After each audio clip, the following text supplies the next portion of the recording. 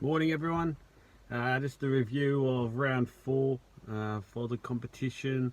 Once again, another solid week of rugby league and showing why it is one of the closest competitions, not just in Australia but in the world. And the footy that's being played, a lot of people are saying it's been ruined at the moment by the referees, but I'm of a different belief with that one. I don't blame the referees for what is happening at the moment. I'm sitting there to blame the players and the coaches. They're still trying to take some shortcuts when you can't. Just little things like when you're at a game live, you can actually see it quite clearly, and it's becoming increasingly frustrating. The players aren't getting back the 10.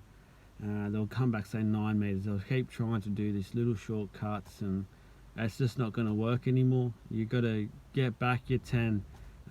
Get back 11 to make sure, and then rush up and press in defence. But I'm sitting here. I'm not going to sit here and blame the refs. I'm going to put the onus on the players, on the coaches at the moment. I feel like they're the ones that have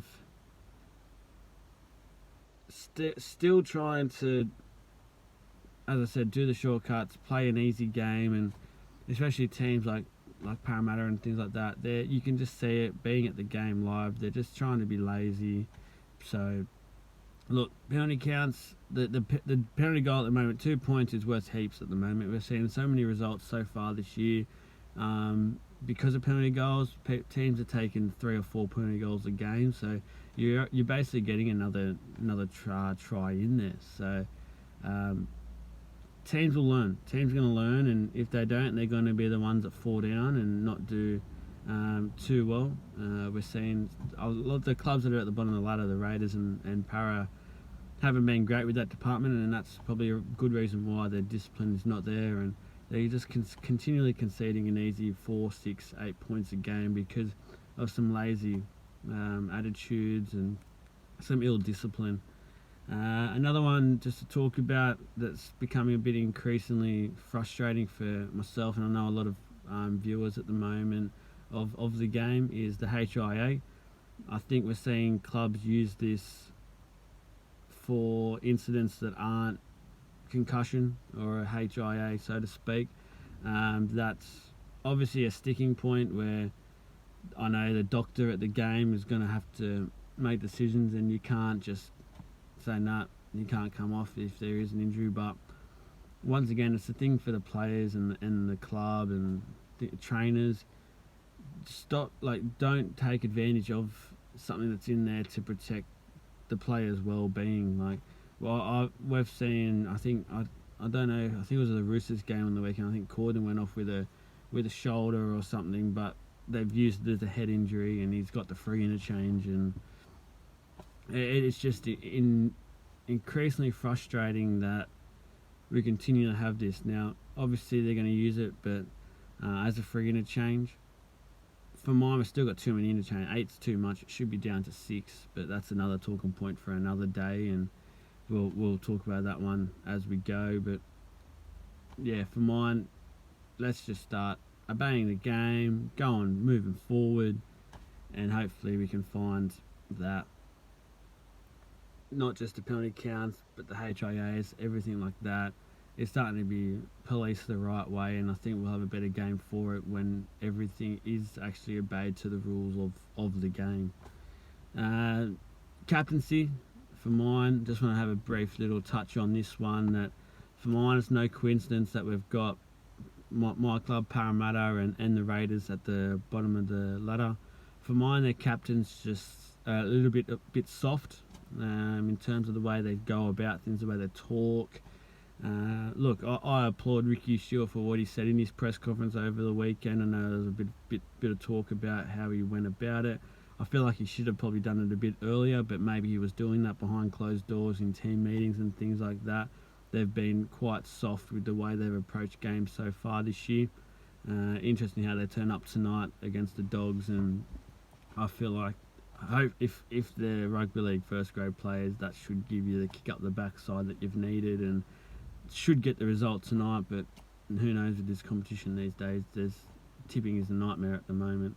For Parramatta, for mine, Mena, there's a couple of points here for him in captaincy. I don't think you should have a 40-minute player as your captain. I think it needs to be an 80-minute player.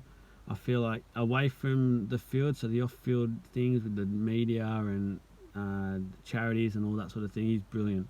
Have him as your off-field captain. No dramas at all with him as an off-field captain, but he's just not the on-field captain, the aggressive, the mongrel type player I think you need as your captain to build your club around. Now, Bo Scott would be ideal, but once again, he doesn't play 80 minutes, so I don't know what they're going to do. I don't know if you put someone like Norman or who has a voice. He does talk a lot, but that's the thing at the moment for both clubs, is that they don't have that solid leadership players there at the club. Like, yeah, I feel you need at least 3, 4, 5 good senior solid players in a team that just keeps it going. But hopefully that changes the next couple of weeks for both clubs. I hope for Parramatta especially. But it's all about the attitude, and let's see what sort of attitude they start turning up with. Big talking point so far this week coming off the games would be the Warriors and Blake Green's form. There's been talk about him for Origin, for New South Wales in the halves. No, Nathan Cleary is now out for probably at least the first game, and unless his form's warranted, if the halves in the first game do well, I don't see him changing that for the whole series. So this first group of halves pairing is pretty key for an Origin series. For mine, I'd be having Maloney, obviously your 5'8". He's there, he's picked himself already, he should be there and been told you're there. Stick solid to how you're playing, and the number 6 jersey is yours for mine. But the 7, I'd be giving it to Blake Green. I'd be having him there at the moment penciled in. Let warrant his form in the next, say, 6 to 7 weeks, however long we've got before Origin. But for mine, there's no coincidence. Everywhere he goes, so you've got the Melbourne Storm, they won a comp. You've got Manly, yes, they didn't win the comp, but they just played a better style. He released pressure from Cherry Evans to play his game. He's just one of those players that seem to do the right... No one talks about him. He's, as I said before, he's the most underrated player in the competition for mine. No one gives him the credit I feel like he deserves, and I've watched every Warriors game so far this year.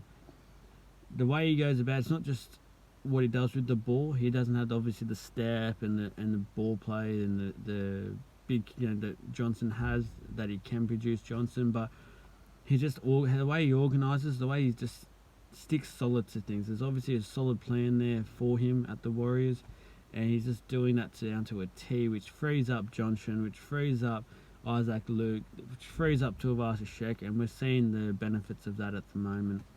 So for mine, you'd have him at halfback for the Blues. You'd have Maloney at 5'8". That would be my 6 and 7 moving forward for the series at the moment, depending on when Cleary comes back and how he does come back, obviously.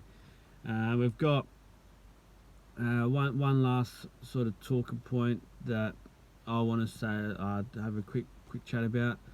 We've seen the Sharks on the weekend. We've a lot of talk has been about their spine, so the 1, 6, 7, and 9. I feel like they're starting to get that right balance, but it's come back this week and they've now changed it up. I think Hodkinson should be there. I think he should be the halfback. Have Townsend there in the halves as well. Moylan can go back to the fullback role, and Dugan to the centre, Holmes to the wing. That for mine would be them moving forward. So it's interesting how they'll go next tomorrow night against the Roosters. But yeah, we'll see from there. Anyway, guys, just a quick one today. Got to shoot off to work now, and thought I'd get a bit of a review done of last round. But yeah, enjoy your weekend. Stay safe. Hope the long weekend treated everyone well and everyone had a good Easter. But yeah, until next time, leave a comment, subscribe, all that sort of thing, and chat to you soon. Thanks.